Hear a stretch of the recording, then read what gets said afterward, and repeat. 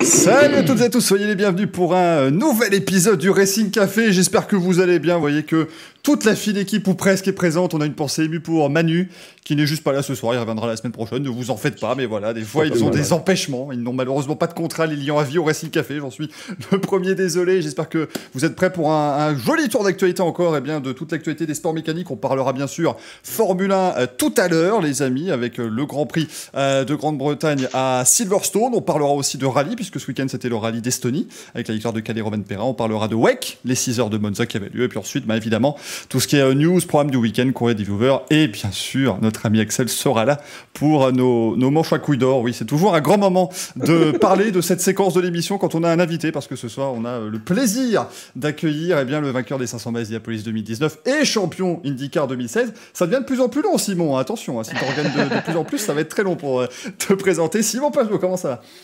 Super, c'est top d'être avec vous ce soir. C'est cet après-midi pour moi.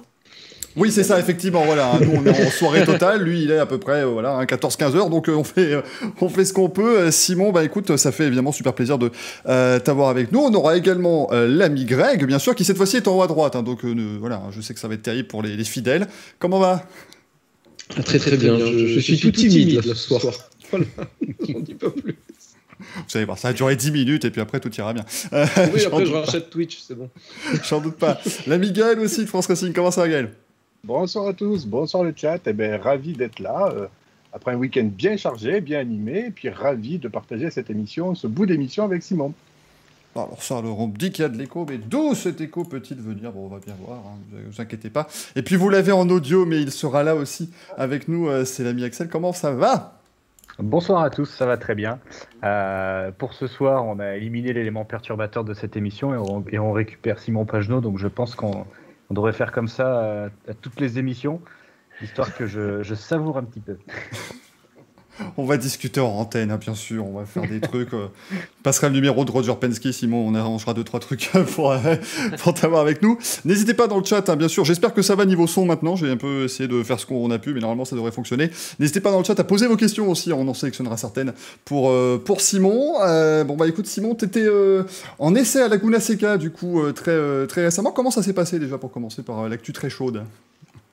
Déjà, la piste est géniale. Je me suis régalé. C'était un plaisir de retourner sur la côte ouest. On n'y est pas allé depuis 2019, donc ça fait du bien de ressortir un petit peu des retranchements qu'on a tous vécu.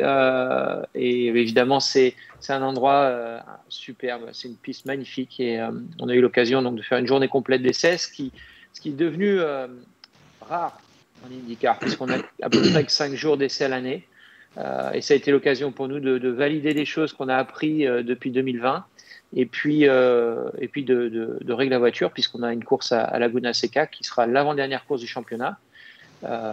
Et ça s'est très très bien passé. On fait le 3e chrono et j'étais en général très très très très content de la voiture. On sait que c'est une piste particulière, Laguna Seca. Il y a 2 ans, on avait fait le retour de l'IndyCar et autant dire que les pneus s'usaient très vite, il y avait très peu de grip. C'est toujours le cas, il y a toujours des trajectoires très particulières à trouver. Je pense à la première épingle notamment, où c'est toujours assez spécial. Ouais, c'est une des raisons pour laquelle j'aime cette piste, c'est qu'il faut être curieux, un petit peu comme sous la pluie en fait. Il faut aller chercher des endroits où c'est pas très logique, où il peut y avoir un petit peu plus de grip parce qu'en fait l'asphalte est moins usé. Et puis petit à petit des roulages, en fait, la gomme se dépose et parfois on trouve du grip à des endroits bizarres. Et puis il y a évidemment le corkscrew qui est un virage unique dans le monde du sport automobile. Très honnêtement, j'ai trouvé un petit truc à la fin pour mieux le passer, mais c'est vraiment un virage particulier avec des inclinaisons de virage qui font qu'il faut positionner la voiture encore une fois de façon anti-logique. Mais c'est un régal. Et puis cette descente en fait du haut du corkscrew, on ne sait jamais où est-ce qu'on va atterrir. On ne voit pas du tout la piste et ça passe quand même très vite. Donc voilà. Mais c'est un circuit où il y a une forte dégradation et ça permet d'avoir vraiment de belles batailles en piste, puisqu'une voiture qui dégrade moins ses pneus aura plus de chance sur un long relais.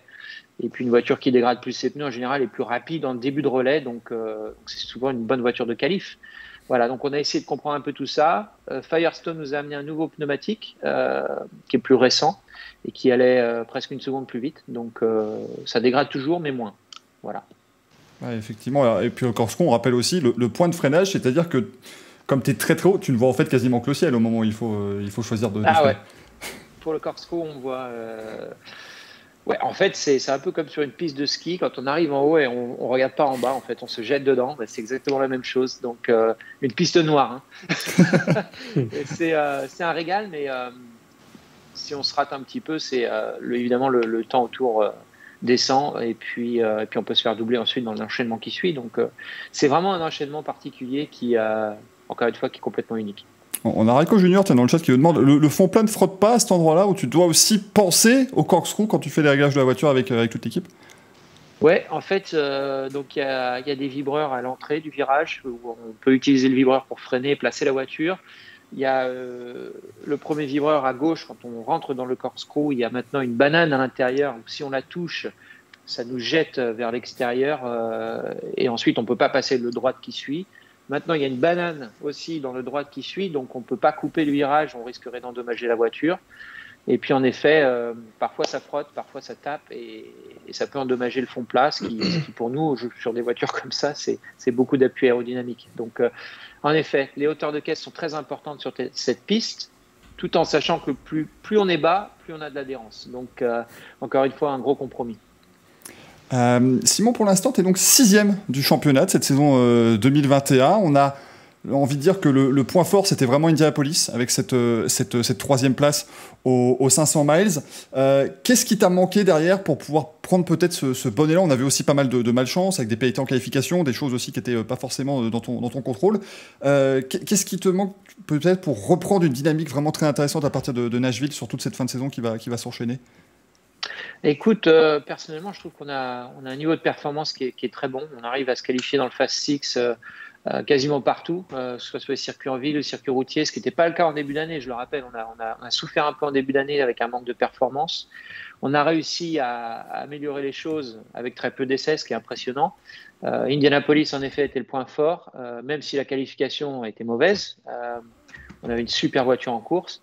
Donc, on a des points forts à certaines pistes et des défauts à d'autres. C'est un équilibre qui a été un peu compliqué à trouver cette année. Mais beaucoup mieux que 2020, ça c'est sûr. Je pense qu'il faut qu'on arrive à trouver une sorte un cercle dynamique positif, je dirais, pour nous emmener dans la bonne direction. Mais en termes de perfo, je pense qu'on est dans le top 3. Il faut juste mettre tout bout à bout sur les week-ends. Ça nous a un peu manqué jusque-là. On a malheureusement fait des mauvaises courses à Road America et Mid-Ohio.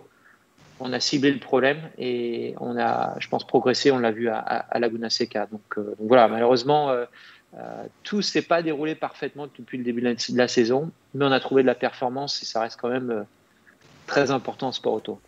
Tu disais que c'était mieux que 2020 et j'ai cette impression effectivement que quand on a toujours un gros changement au niveau de la monoplace, donc là l'aéroscreen qui est arrivé l'an dernier, qui a changé toutes les dynamiques, tout le rapport de masse, il y a toujours un besoin peut-être de vraiment bien comprendre les choses avec Ben Bretzman, ton ingénieur, avec toute l'équipe, et peut-être une première année vraiment de compréhension, et la deuxième année on enquille vraiment très fort. C'était arrivé notamment 2018-2019, où 2019 tu joues le titre, après une année 2018 un peu plus calme entre guillemets. C'est un peu ton ressenti? Oui, en fait, pour l'expliquer clairement, c'est des changements qui ne sont jamais allés dans la direction qui convient à mon pilotage. En fait, la seule année où les changements aérodynamiques m'ont convenu, c'était 2016, puisqu'on est passé d'un kit aérodynamique avec un train arrière très furtif, et 2016 où tout s'est calmé parce qu'on avait des appendices aérodynamiques qui marchaient vraiment très bien chez Chevrolet. 2018, on a le changement de voiture qui va dans un style de pilotage qui est opposé à ce que j'aime. Donc il a fallu beaucoup que je m'adapte au niveau du pilotage et qu'on adapte le réglage de la voiture pour moi. Et ça a payé en 2019. 2020, c'est encore une fois aller dans la direction opposée à ce que j'apprécie. Donc mes réglages de 2019 ne marchaient plus. Je me suis réadapté et on a réadapté le setup et ça remarche cette année. C'est clair qu'il y a un moment d'adaptation, ça c'est certain. Mais c'est un concours de circonstances, je dirais, qui est assez bizarre. Mais il faut savoir l'accepter et faire avec. Greg, si tu as une question peut-être? Oui, j'ai une question de Jiffy, avec qui tu as déjà roulé sur iRacing, entre autres, m'a-t-il dit. Il me dit, quelle modification peut-on apporter à la discipline pour améliorer l'IndyCar? Parce que là, rien que la question la notion de nouveaux pneus Firestone qui a amené 1 seconde de performance en plus, quand on voit la F1 qui amène des pneus en 18 pouces pour répondre un peu plus, on va dire, à la réalité du marché, des jantes en 13, ça fait longtemps qu'il n'y en a plus sur les voitures. Est-ce qu'il y a quelque chose comme ça qui peut amener, on va dire, plus de performance, plus d'excitation à la discipline? Je répondrais que je pense que la discipline est à son apogée, très honnêtement. Je pense qu'on a un produit qui est... On le voit avec notamment Romain Grosjean qui sort de la voiture toujours avec le sourire. On le voit avec Marcus Ericsson qui se régale, qui vient de la F1. Et j'ai vu des gens qui disent que ce sont les pilotes de F1 qui ont été repoussés, qui viennent en IndyCar. Mais moi, je dirais plutôt que c'est des pilotes qui n'ont pas trouvé leur place, qui ne se régalaient pas, qui maintenant retrouvent une seconde vie, je dirais, en IndyCar parce qu'ils se font plaisir, parce que la discipline leur plaît et parce que les voitures sont quasiment toutes les mêmes. Donc on a une compétition incroyable entre les équipes, les teams et les pilotes. Et c'est ça qui devient très intéressant. Et pour moi, aujourd'hui, je trouve que les courses sont incroyables, quoi. Enfin, je ne vois pas comment on pourrait faire beaucoup mieux. Il y a des dépassements, il y a des incidents, il y a des batailles, on peut se toucher sans que les voitures, sans qu'on perde une roue ou quelque chose comme ça. Donc, je trouve que toute la discipline est belle. Je trouve qu'on a des circuits sympas. Mais je suis à l'intérieur et moi, je l'apprécie énormément. Donc, peut-être que la question n'est pas pour moi. On peut c'est vrai que quelque part, on a vu Hamilton qui avait fait la remarque comme quoi, oui, c'était super simple, etc. Je ne sais plus lequel de tes collègues avait dit viens un peu rouler avec nous, on a tous la même voiture, tu verras si tu feras autant le malin que dans ta Mercedes ou quelque chose comme ça. Très honnêtement, je pense on sait tous qu'il est exceptionnel, Hamilton. Oui. Mais ce serait sympa de voir 23 Mercedes autour de lui, c'est sûr. Ça rendrait les choses un petit peu plus épicées, on dirait. C'est vrai. Ça, voilà. On va noter ça dans les changements pour la F1. Peut-être, mais dans les comparaisons, parce que Greg, c'est intéressant quand tu parles des pneus notamment. Mais Simon, c'est vrai qu'en IndyCar, on a quasiment un pneu par circuit. C'est-à-dire que Firestone travaille énormément sur les circuits routiers urbains. Sur les ovales, c'est encore très différent, bien sûr. Mais on travaille énormément pour avoir justement ce mélange de dégradation sur les pneus tendres et de durée de vie sur les durs. Est-ce que tu penses que c'est un point positif comparé par exemple à la F1 qui a 5 types de pneus et qui doivent fonctionner sur le circuit de Sochi qui ne dégrade absolument pas ou sur des pistes qui dégradent beaucoup plus, par exemple?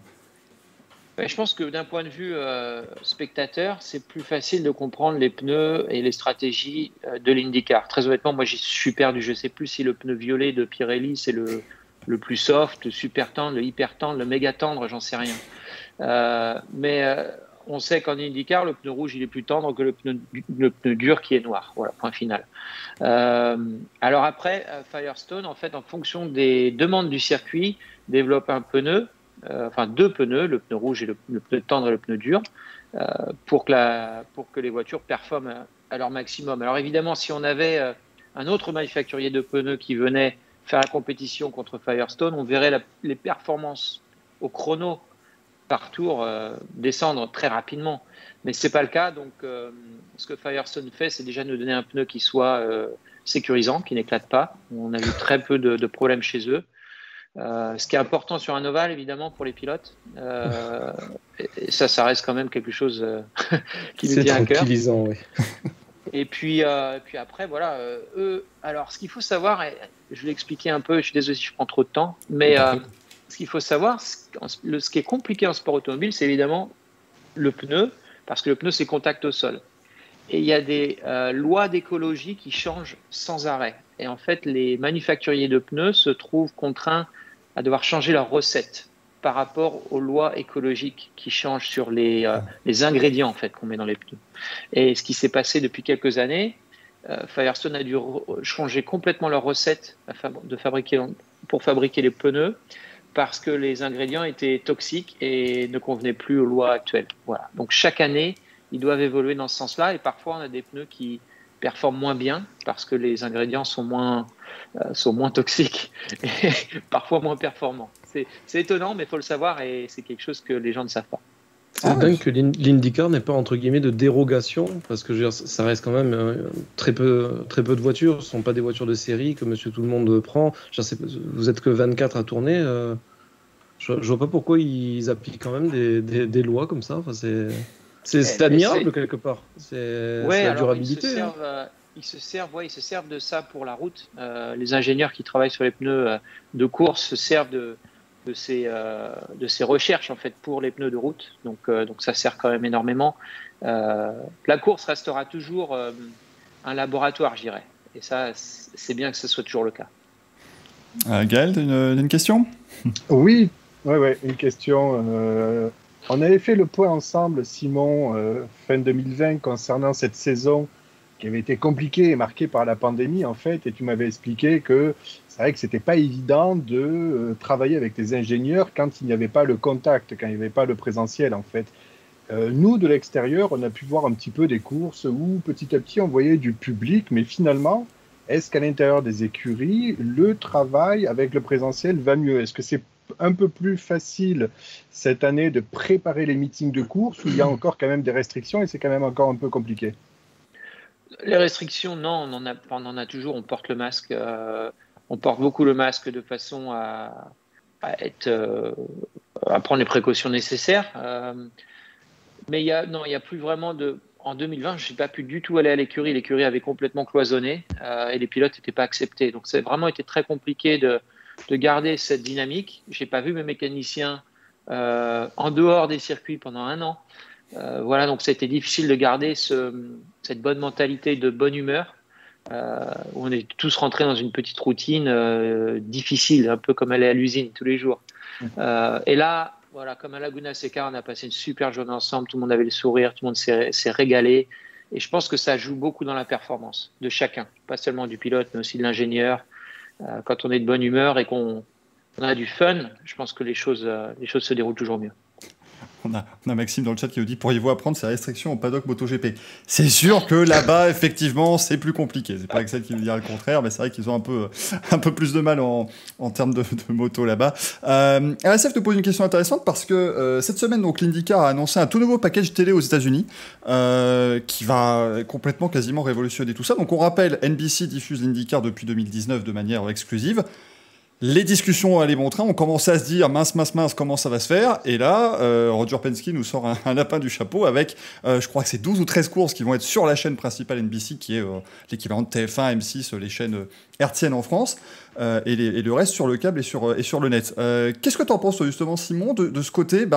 On a l'impression vraiment que l'IndyCar revient. C'est un deal qui n'avait même pas lieu à l'époque du kart, quasiment.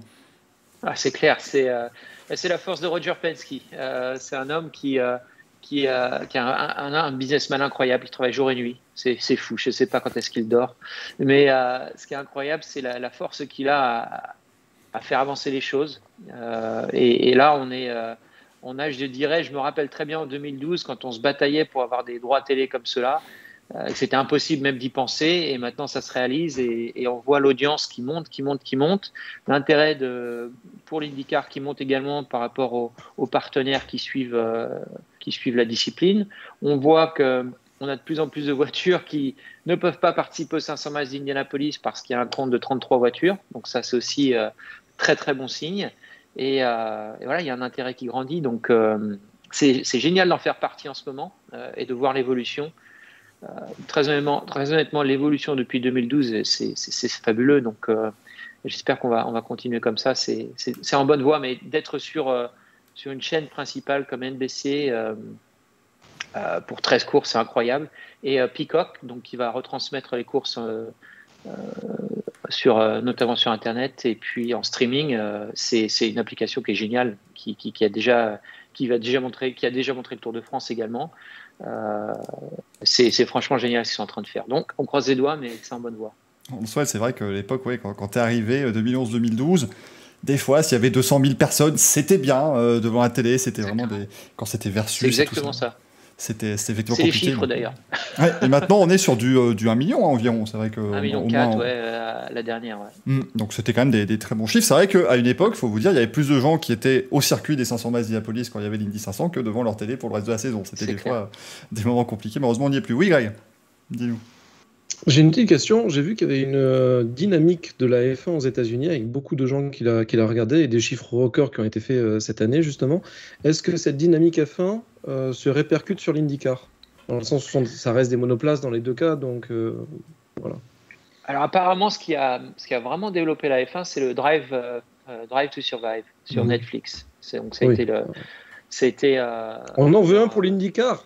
Eh ouais, il nous faudrait la même chose en fait. Ils y réfléchissent, je crois. Ouais. Ils y réfléchissent, il y a des discussions, donc on croise les doigts parce que je pense que la télé-réalité aujourd'hui, ça a un gros impact sur la société. Donc ce serait top de montrer ce qu'est la vie d'un pilote d'IndyCar derrière et puis comment les équipes travaillent parce que on a quelque chose qui est assez fascinant, c'est un vrai travail d'équipe. Et je pense que si on voyait ce qui se passe dans les coulisses, les gens adoreraient. Et puis il y a pas mal d'émotions, surtout lors des 500 miles. Et ça serait chouette à montrer. Donc on croise les doigts. Mais je pense que c'est ce qui a fait que la F1 se développe énormément aux États-Unis. Il y aura à mon avis de quoi faire, hein, c'est clair. On parle de bonne dynamique et on va aller au mois d'août, tout début août, à Nashville pour une course en ville dans la Music City. Ça aussi, c'est un gros coup, évidemment. Alors apparemment, la promotion aux États-Unis autour de cette course, elle est complètement dingue et on espère que ça va être un franc succès. T'en penses quoi du circuit? Est-ce que tu as déjà pu peut-être aussi dans le simulateur le tester un petit peu et te faire une idée? Ouais, j'ai roulé la semaine dernière sur le simulateur. J'adore le circuit. Le circuit est vraiment sympa. Un vrai circuit en ville. On va passer sur le pont 2 fois. Il y a une section qui est vraiment très serrée, très technique, ce qui est parfait pour mon style. Il va falloir avoir un train arrière solide, ce qui est encore une fois parfait pour mon style. Donc voilà, donc je me suis régalé sur le simulateur. J'espère que ce sera pareil en vrai. Mais ça va être à mon avis un très beau circuit et surtout une grande fête. Donc je suis jamais allé à Nashville, mais j'en ai entendu que de bonnes choses. Et apparemment, en effet, les tickets sont déjà tous vendus. On s'attend à avoir beaucoup de monde. Ça sera une belle fête. Tu pourras demander des conseils à Joseph Newgarden pour aller manger ou quoi que ce soit. Je pense qu'il doit bien connaître. C'est déjà fait. Lui qui est pas moi, c'est bien. Voilà, donc vous pourrez suivre tout ça. À mon avis, ça va passer un bon week-end du côté de Nashville. Ce sera le 8 août. La course là-bas. Formula 80 qui nous demande, tiens, dans le chat, que penses-tu de la convergence LMH et LMDH en endurance? On sait que c'est un sujet aussi qui doit évidemment beaucoup t'intéresser. Tu as toujours dit que tu voulais revenir au Mans, bien sûr. Roger Penske va aller au Mans avec Porsche, avec donc le team Penske. C'est quelque chose qui est déjà dans un coin de ta tête et que tu as envie un projet auquel tu as envie de participer? Alors, le Mans, évidemment, c'est. J'ai pas fini mon histoire au Mans. J'ai fini deuxième en 2011 avec Peugeot, qui était une très très belle histoire et qui m'a permis ensuite de revenir vers l'IndyCar. Donc ça m'a vraiment permis de faire connaître mes valeurs, mon nom dans le monde du sport automobile. Et on a fini à 13 secondes de l'Audi qui a gagné. Donc je vais revenir. Je vais revenir. Je ne sais pas quand, mais il est clair que le nouveau règlement est très très intéressant. La Peugeot, l'annonce de la Peugeot, je pense, a excité, on va dire, un mot un peu américain, a excité beaucoup de monde. Voilà, les nouvelles réglementations, le fait que cette voiture n'a pas d'aileron arrière, c'est chouette. C'est exactement ce qu'est le Mans, l'innovation. Donc j'ai hâte de voir ce que va donner l'Hypercar contre le LMDH. C'est ça? Ouais, c'est ça. Il me semble que c'est ça. À voir comment ils vont faire pour balancer la performance des deux voitures complètement différentes. Donc le LMDH, c'est un prototype comme on voit en LMP2, par exemple, avec un système hybride en addition du moteur normal. Les pneus sont plus petits que sur la Hypercar, qui, elle, peut avoir 4 roues motrices, donc des performances qui peuvent être complètement différentes. Donc ça va être intéressant de voir quelle voiture est la plus performante. Évidemment, je m'attends à ce que la Hypercar le soit. C'est mon opinion. Mais ça va être très intéressant de voir dès 2023 ce qui va se passer, ça c'est clair. Donc j'attends de voir un petit peu et je m'intéresse à tout ça, c'est clair. L'horizon est intéressant. Il faut évidemment regarder tout ça de très près, hein, c'est sûr. Et on sait que Roger Penske, s'il va là-bas, c'est pas pour terminer deuxième. Donc effectivement, on peut avoir un joli programme avec Porsche et des belles années aussi. On rappelle avec les RS Spider en ALMS à l'époque. C'était quand même assez chouette cette affaire. Qu'est-ce que tu penses, Simon? On a une nouvelle qui est tombée aujourd'hui avec ton ami Helio Castroneves qui va donc revenir à 47 ans pour une saison complète et pour tenter de gagner cette 5e victoire aux 500 miles. Qu'est-ce que ça te fait, toi, de voir ça? Déjà, il faudra qu'il me passe dessus pour gagner son 5e. Ensuite, quand je mourrai. Je suis heureux pour lui parce que Helio, c'est incroyable la motivation qu'il a. 47 ans pour lui, c'est un chiffre. Pour moi, c'est un jeune homme de 22 ans, très honnêtement, qui il est en pleine forme, il est hyper motivé. C'est un amoureux de l'IndyCar, il est fou amoureux des 500 miles d'Indianapolis. Et puis très honnêtement, ce qu'il a réalisé dans sa carrière jusqu'à maintenant sur cette course, c'est légendaire. Donc c'est super d'avoir un nom comme ça qui revient. Ça va être une belle histoire à suivre, voir comment il peut se battre dans le championnat. Et il sera là à Indianapolis. Donc voilà, ça va être un sacré loup à essayer de battre, ça c'est sûr. On parlait de Drive to Survive tout à l'heure des personnalités, et on a vu quand Helio a gagné que globalement il y avait 135 000 spectateurs, tout le monde était content, tous les pilotes avaient l'air contents également, même Alex Palou semblait content pour Helio alors que pourtant il avait terminé deuxième pas très loin. Comment t'expliques justement cette espèce de camaraderie autour de noms comme ça un peu marquants? On sait que si Tony Kanaan gagne une course, beaucoup de monde sera content également. C'est un peu étrange peut-être pour des gens qui sont habitués en Europe à voir tout le monde très fâchés les uns contre les autres assez continuellement. D'un point de vue des spectateurs, je pense que ce qui se passe, c'est les gens suivent un pilote et le suivent durant toute sa carrière. Et pour Helio, ça a été 23 ans de carrière en IndyCar. Donc Kanaan, c'est pareil, 20 et quelques années de carrière en IndyCar. Donc c'est des noms qui sont devenus, comme on le dit, des noms de foyer. C'est-à-dire des noms logiques. Quand on parle d'IndyCar, on pense Castroneves, on pense Kanaan. Voilà. Après un certain nombre d'années, il rentre dans les murs, je dirais. Donc, je pense que c'est la raison principale. Ensuite, le fait que tout le monde soit content, tous les pilotes soient contents pour Helio, c'est qu'il a réalisé un exploit de rejoindre le club des 4 fois vainqueurs aux 500 miles. Il n'y en a que 4. Et ça, c'est quand même c'est un exploit. Voilà, c'est un exploit. Donc, pour nous, pour notre génération de pilotes, c'est de voir un exploit dans ton air, c'est quelque chose qui est important puisqu'on se rappellera toujours de cette génération-là.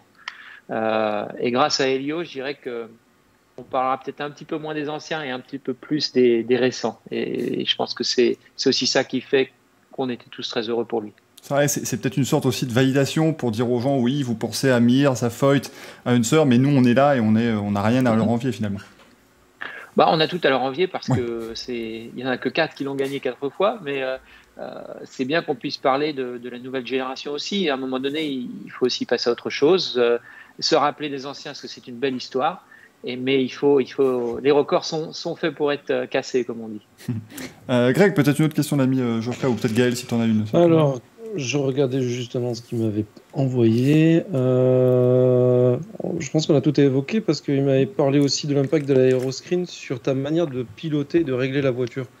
Avec plus de recul depuis que ça a été introduit, est-ce que tu vois une différence? Est-ce que maintenant tu as vraiment adopté c'est vraiment comment dire, c'est à la fois aérodynamique et un outil de sécurité. Donc comment toi tu le perçois maintenant?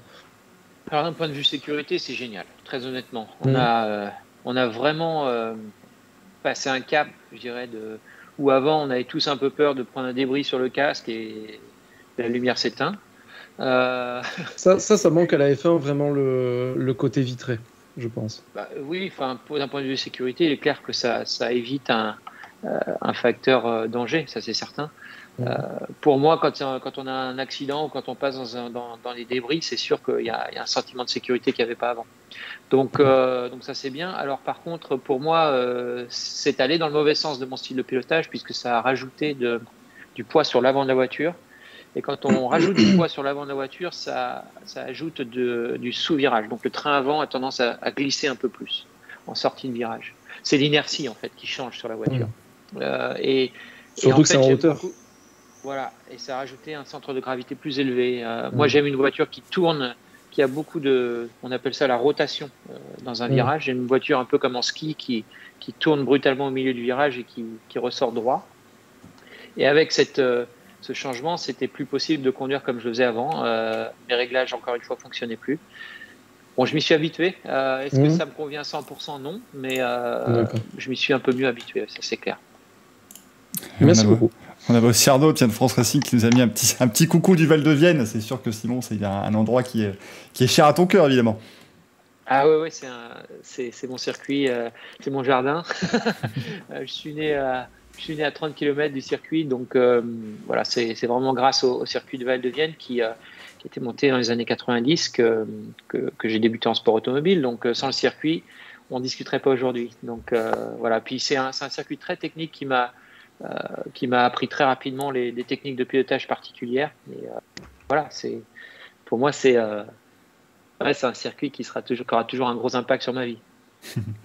On a sûrement été délicat qui demande, est-ce que tu as déjà fait un test en F1 durant ta carrière, ou est-ce que tu es parti entre guillemets trop tôt aux États-Unis pour avoir la chance d'en faire un? Eh ben, merci, la pandémie, c'était prévu. Et ça a été annulé à cause de la pandémie. Donc, dommage. On peut savoir chez qui? C'était prévu chez Renault, je vais le dire. Et puis, voilà.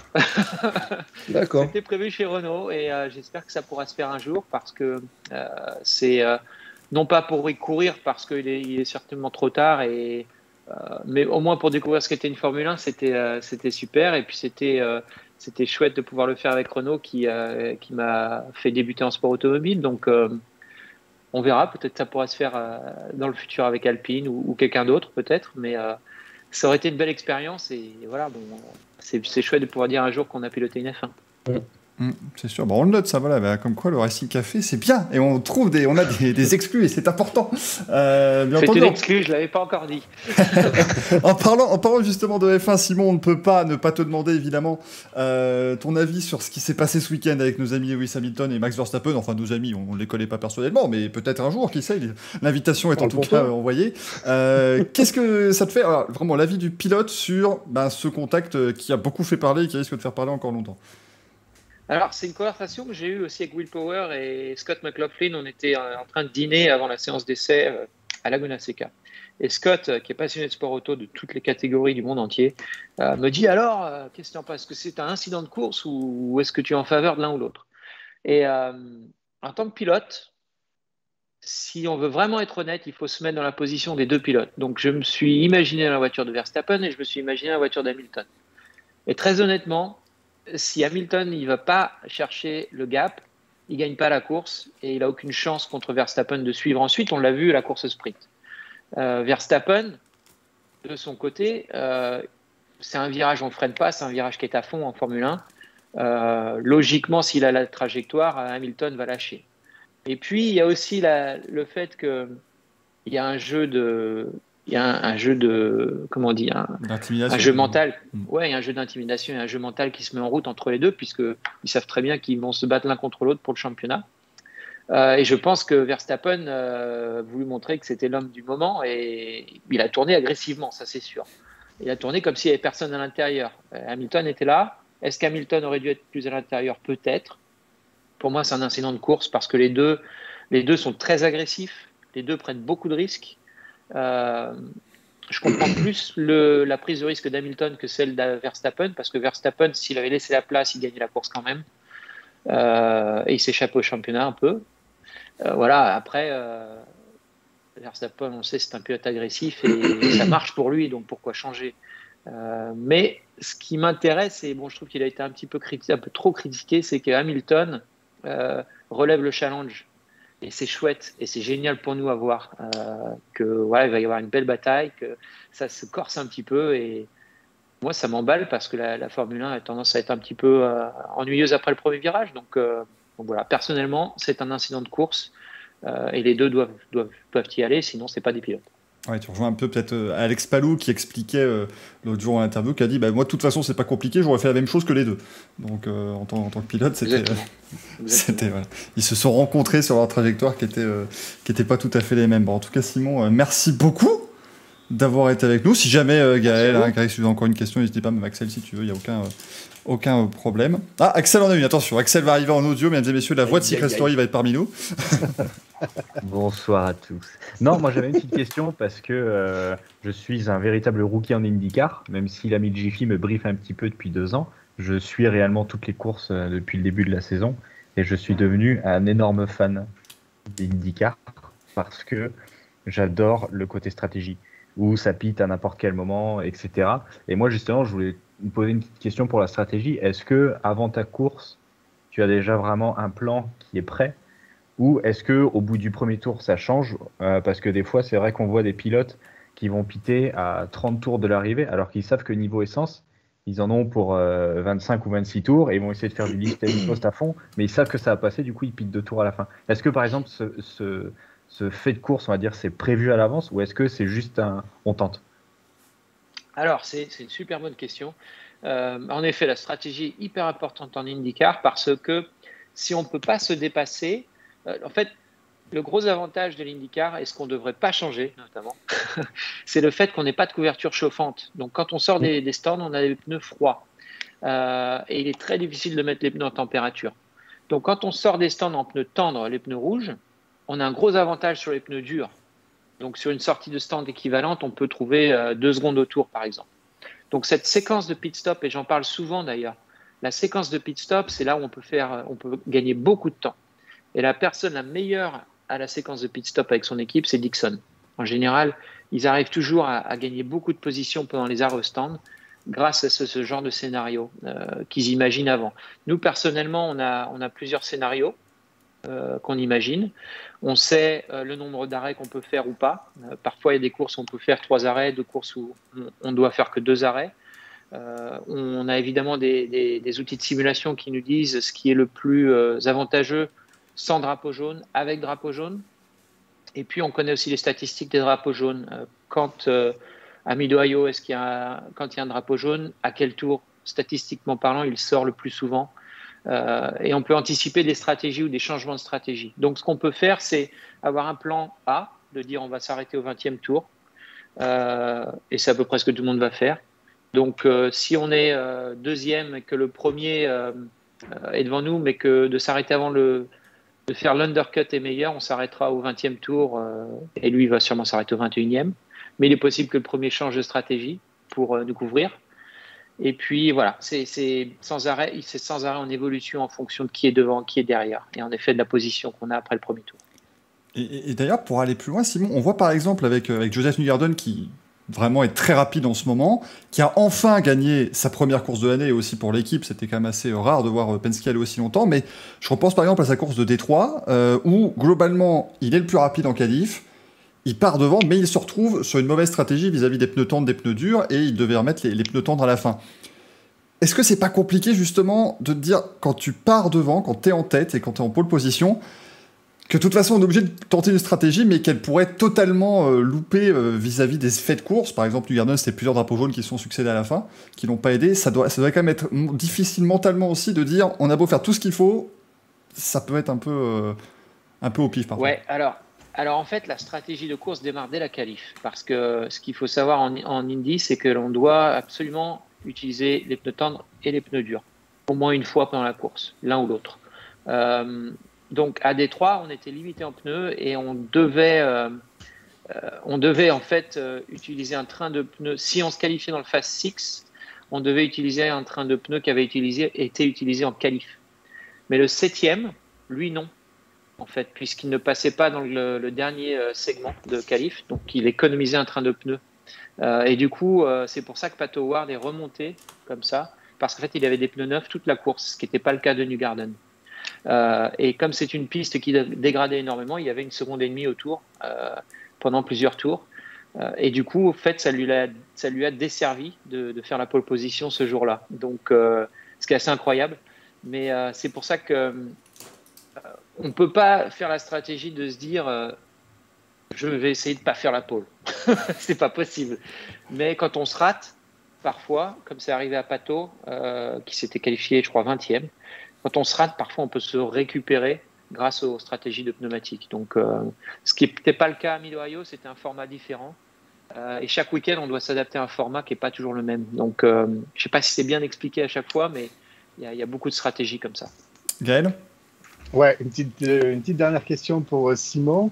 Je m'adresse au Simon Pagenaud de 2024 qui vient de faire le back-to-back en Indy 500.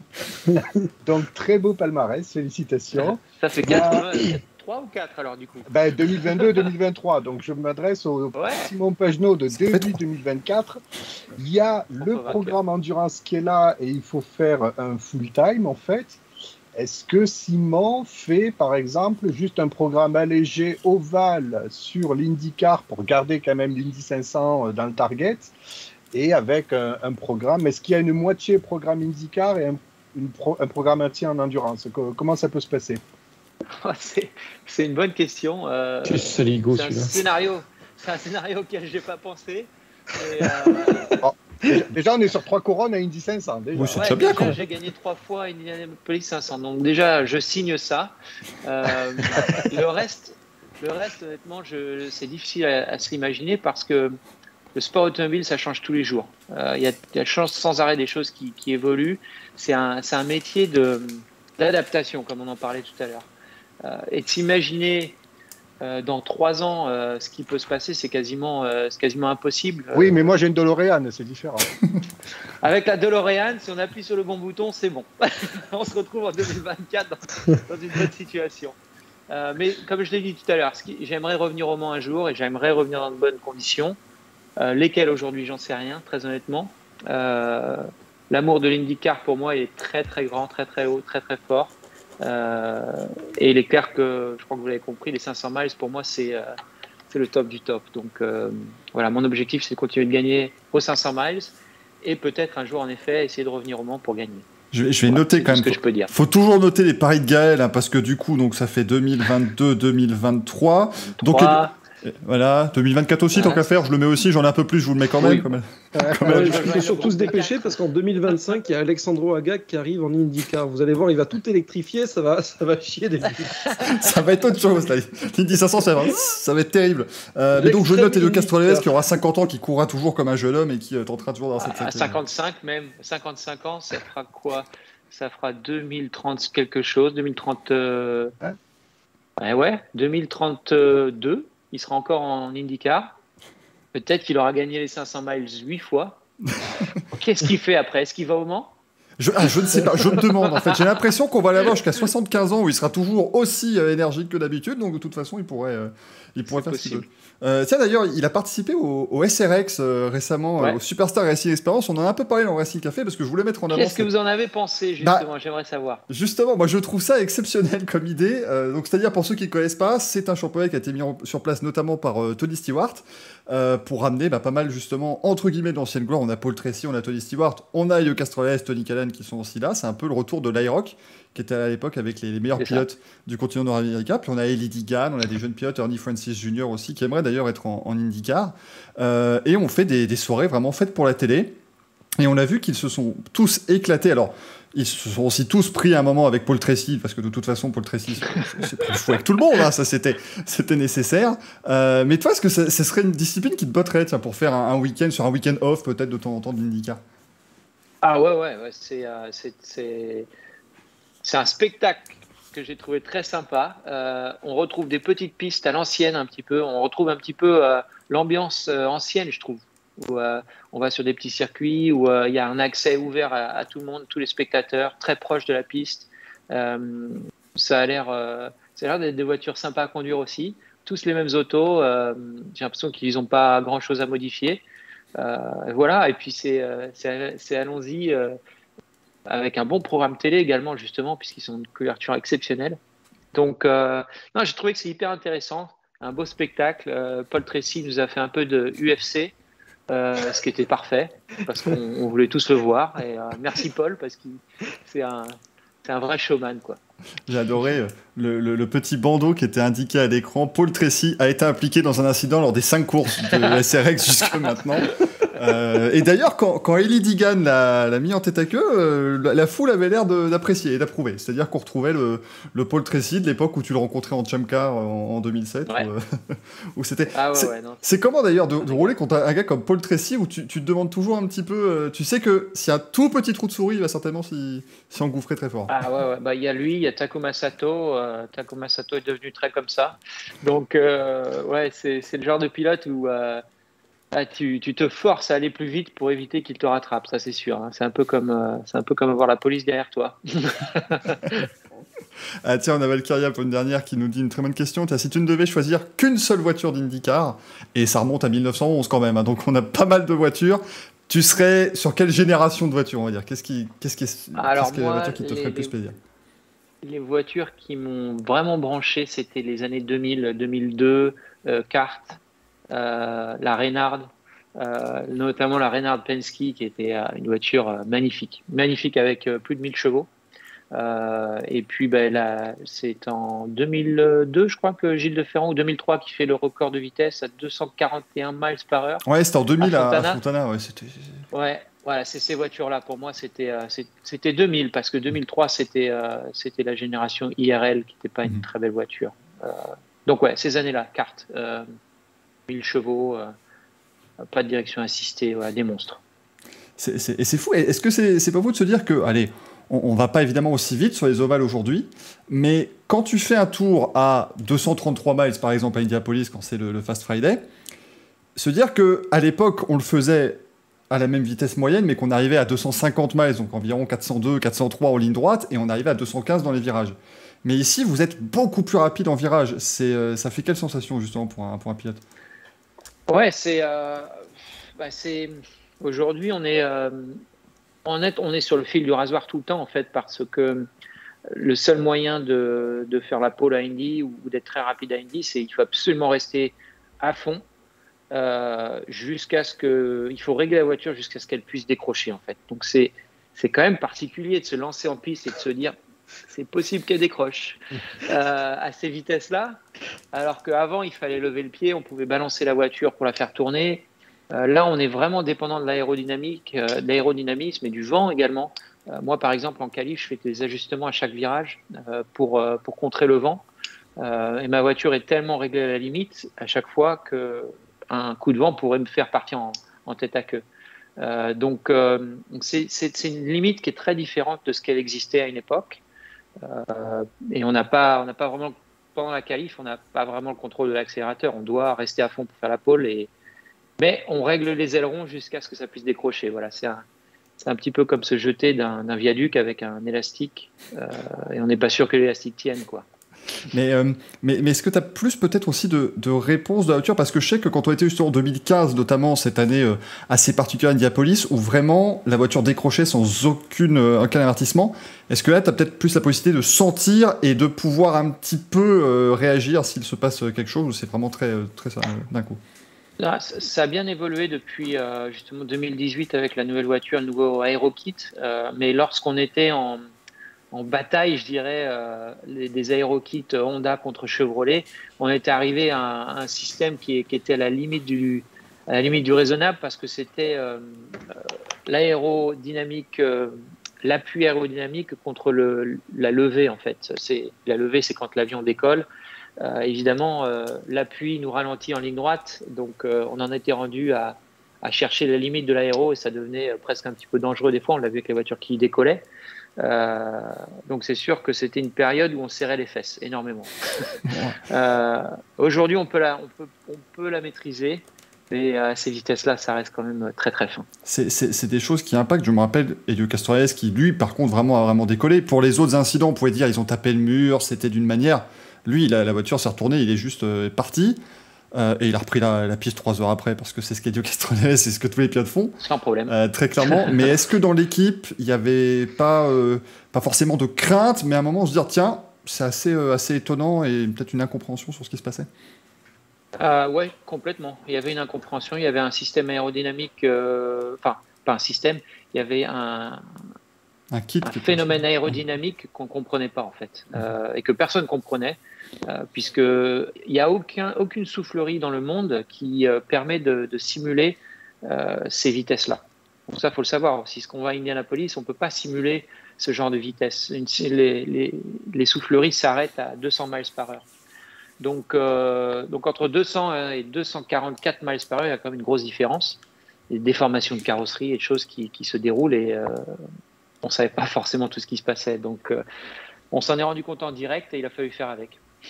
C'était un peu comme un retour dans les années 60-70 où on se disait, bon bah voilà, on met une voiture et on voit ce que ça donne à Indy, quoi. On a ce qu'on a, ouais. C'est ça. C'est un peu comme au moment quand les voitures décollaient aussi et ils ne le savaient pas forcément avant, quoi. Liberty Wolf, tiens, pour terminer, qui me dit, est-ce que les équipes commencent déjà à travailler un petit peu avec les V6 hybrides qui vont être prévus pour 2023 ? Donc on va être sur plus ou moins la même base, mais on va rajouter donc un système électrique aux voitures. Est-ce que tu sais s'il y a déjà des intérêts sur ce nouveau système pour les équipes ? Alors pas les équipes, mais les manufacturiers, oui. Chevrolet et Honda travaillent depuis pas mal de temps déjà sur les moteurs, de façon à comprendre le système hybride et comprendre le nouveau moteur, parce que ce sera un bloc complètement différent. Donc voilà, j'en sais pas beaucoup plus, très honnêtement. On en est là. Et puis IndyCar de leur côté essaye de tout faire pour pouvoir faire venir un troisième manufacturier, ce qui serait vraiment super. Là, ça ferait vraiment décoller la discipline. Là, je pense qu'avec trois motoristes, on peut avoir 42 voitures Indianapolis et ça peut devenir assez incroyable cette affaire, à mon avis. C'est ça. Et c'est motoriste, c'est pas manufacturier le mot, c'est ça. Pas de souci, t'en fais pas. C'est vrai qu'en anglais, je crois que c'est manufactureuse, donc effectivement, ouais, c'est petite déformation. Déformé complet. Parce que ça fait 17 ans que tu as pris le parti de partir justement là-bas aux États-Unis avec cette saison d'Atlantique. Ouais, c'était une décision à l'époque un peu osée, hein, très honnêtement. Je n'étais jamais allé aux États-Unis de ma vie. Je parlais anglais, mais pas couramment. Et puis maintenant, je suis marié à une Américaine de Californie et on est bien installé ici. Donc, c'est une vie qui a beaucoup évolué. J'ai eu la chance de pouvoir faire ce que j'aime, ma passion. Et bon, il a fallu beaucoup travailler, il a fallu faire beaucoup de sacrifices parce que je vois pas ma famille tous les jours, et je vois pas mes meilleurs amis tous les jours. Et ça, c'est parfois difficile, mais ça fait partie des choix qu'on fait dans la vie. Hein. C'est pour ça que quand on a une passion, on peut faire des sacrifices, ça c'est clair. Et je pense que finalement, les sacrifices ont valu le coup, à mon avis. Ah, c'est clair. C'est une vie passionnante, dure, mais pleine de belles choses, quoi, pleine de belles aventures. Ouais, voilà, en tout cas, Simon... vas-y, Greg, dis-nous. Comment va Norman ? Norman va bien. Je pense qu'il est en train de bronzer dehors. Il est en train de bronzer dehors. Quelle vie de chien. C'est sa passion à lui. C'est sa passion. On rappelle à Norman le chien, le seul chien quand même qui est présent sur un Baby Borg, le petit trophée des 500 Indianapolis. Donc ça, c'est quand même très fort pour Norman, qui est maintenant en plus un petit frère. Marley, comment ça se passe, Simon, la vie de jeune papa maintenant ? Ah ben super, c'est incroyable en fait. Très honnêtement,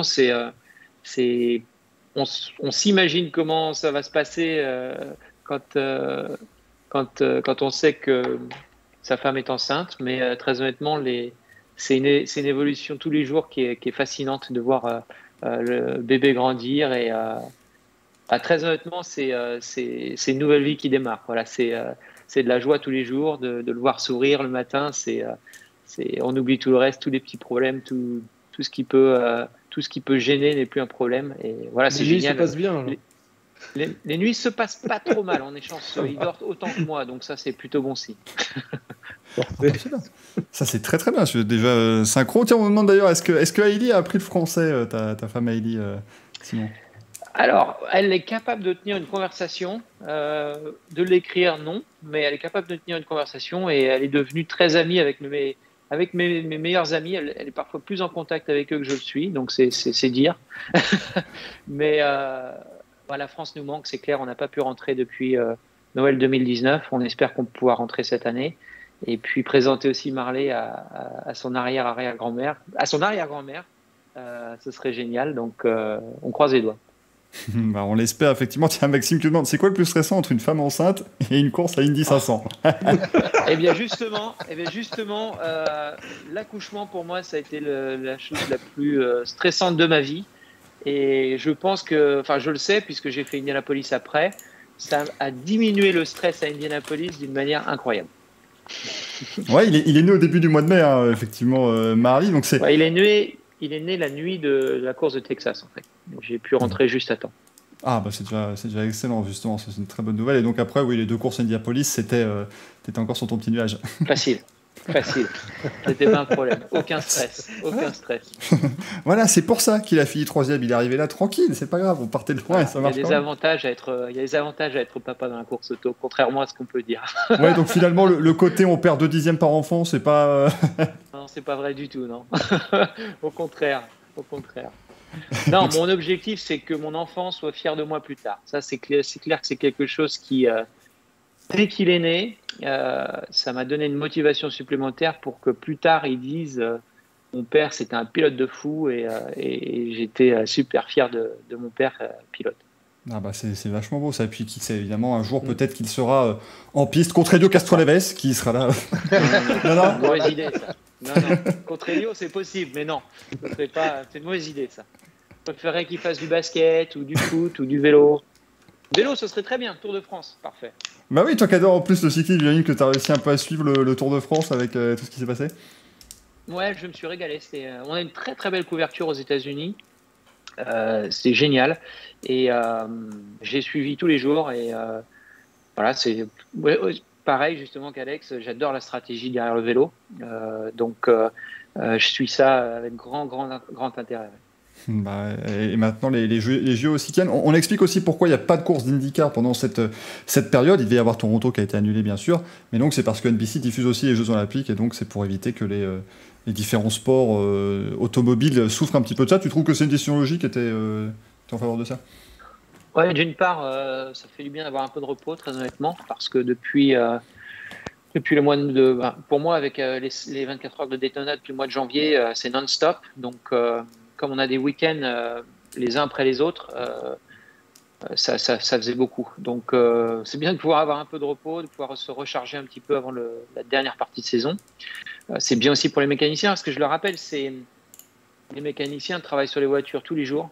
De 7h le matin à 17h le soir, ils sont à l'atelier, bosser sur les voitures, les préparer. Les voitures partent en camion sur les circuits. Les mécaniciens arrivent, bossent tous les matins de 6h le matin jusqu'à 20h le soir. Et c'est les mêmes mécaniciens, quoi. C'est un marathon pour eux. Donc, c'est important, je pense, d'avoir un peu de repos. C'est bien pour la catégorie parce que, très honnêtement, les Jeux Olympiques, c'est difficile de rivaliser contre eux.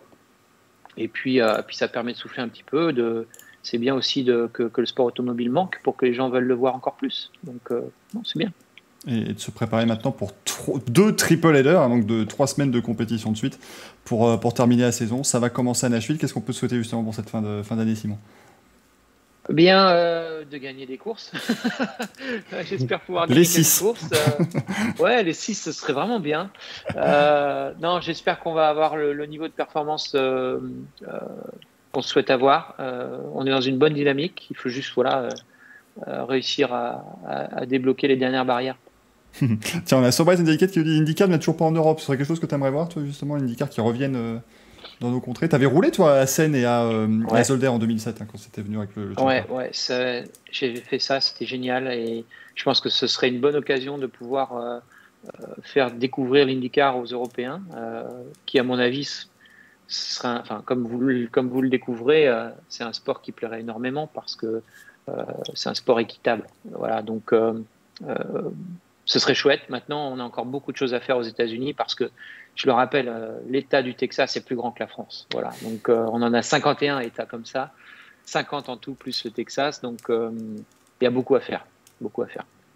Greg, tu as peut-être une dernière petite question Oui, je vais abuser de ta gentillesse. Que penses-tu, justement, quand tu parles de l'IndyCar, quand on parle de l'IndyCar en Europe, de la différence commissaire commandants en F1 qui sont totalement, j'ai le mot gratuit dans la tête, mais c'est pas du tout ça, qui sont bénévoles, et les marshals professionnels.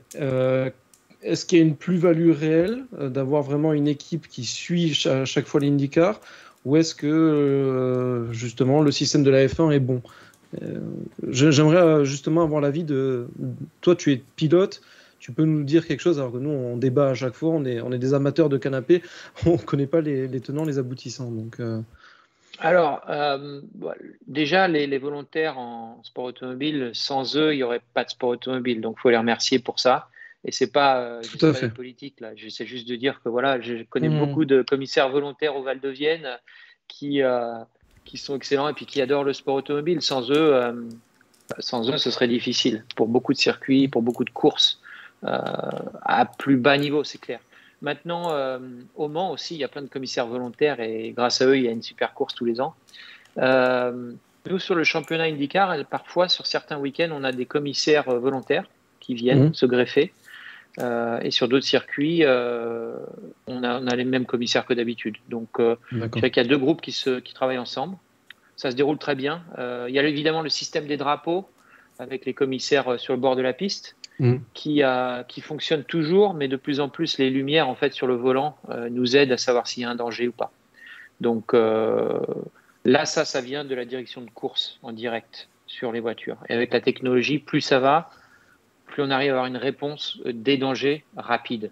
Et je dirais vrai en plus, parce que parfois, il y a l'erreur humaine, malheureusement, qui fait qu'il peut y avoir un drapeau qui soit agité, il n'y a personne, et on est obligé de ralentir, et ça tue un tour de qualif. Voilà. Mais sans les volontaires, il n'y a pas de sport automobile, et il faut absolument que ça reste comme ça. Effectivement, tous ces commissaires bénévoles qu'on salue toujours, parce qu'ils doivent, eux, travailler dans des conditions qui ne sont pas toujours simples en plus. C'est clair. C'est vrai que c'est pas. Je dis ça par rapport à Monaco, où j'ai pas mal de potes qui sont justement commissaires pour le Grand Prix. Mais c'est vrai que l'idée d'avoir un noyau dur de commissaires qui suivrait, je pense, le cirque de la F1 comme en IndyCar, ça serait une solution qui, à mon avis, pour la sécurité globale de ce sport, serait pas mal du tout. Enfin, voilà. Et tu me confirmes, donc ça me va très bien. Je confirme juste que je trouve que notre système en IndyCar fonctionne bien. Je ne connais pas le système en F1, très honnêtement. Mais à Monaco, c'est clair que c'est des commissaires de haut niveau, là. Ça c'est clair. On le voit tous les ans.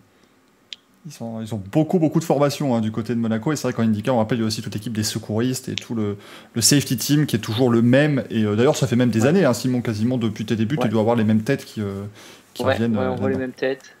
On voit les mêmes têtes. À chaque fois, je leur dis, j'espère pas vous revoir rapidement, parce que c'est pas bon signe. Mais non, on voit les mêmes, on les connaît, et puis c'est bien parfois, parce que quand on sort de la voiture énervé, quand il y a une tête qu'on connaît qui est là pour nous calmer, ça fait du bien. Mais non, ils ont une équipe en IndyCar qui fonctionne super bien, et puis qui ont sauvé la vie de beaucoup de pilotes aussi. Donc, on a le Dr Trammell qui s'occupe de nous depuis plus d'une trentaine d'années. C'est un peu notre Sid Watkins. Donc, grâce à lui, on a une grosse évolution sur la sécurité des voitures, et ça, c'est génial. Ouais, c'est vrai, le Dr Trammell, c'est lui notamment qui a pris la décision. Je me rappelle, c'était Rick Mears qui avait eu son crash dans les années 80 au Canada. Et les docteurs canadiens voulaient l'amputer parce qu'ils disaient de toute façon, bon, écoutez, les pieds, ça ne fonctionne plus. Il a dit non, ramenez-le à Indianapolis. Et il a fait ça avec beaucoup de pilotes. Et je pense qu'effectivement, avoir des spécialistes comme ça doit être très, très important pour un pilote d'IndyCar, à mon avis. Ah, c'est clair, ça permet d'être un peu plus tranquille vis-à-vis de sa sécurité, ça c'est certain. Bon, en tout cas, Simon, voilà, on t'avait pour une demi-heure, ça fait 1 heure, donc on est très content évidemment. Merci beaucoup d'avoir été. Mille merci. D'avoir été avec nous, vraiment, tu repasses plaisir. quand tu veux dans le Racing Café, on va suivre. Avec plaisir, merci à vous, et à la prochaine. Ben ouais, à la prochaine, moi je garde toujours. En 2024 alors. On va essayer avant, on va faire ça entre les 2 prochaines victoires, ce sera plus simple. Tu respectes mon contrat, Simon, et je compte sur toi. J'imagine déjà l'annonce du Racing Café en juin 2024, de dire bon bah écoutez, il l'a annoncé, maintenant Simon Pagenaud est là pour vous expliquer comment il a fait pour gagner ces 2 courses d'affilée. Sous conseil. Bon, en tout cas, merci beaucoup Simon, et à très bientôt. Merci à vous. Merci. Bon courage pour la suite de la saison. Merci beaucoup, ciao. Ciao, merci.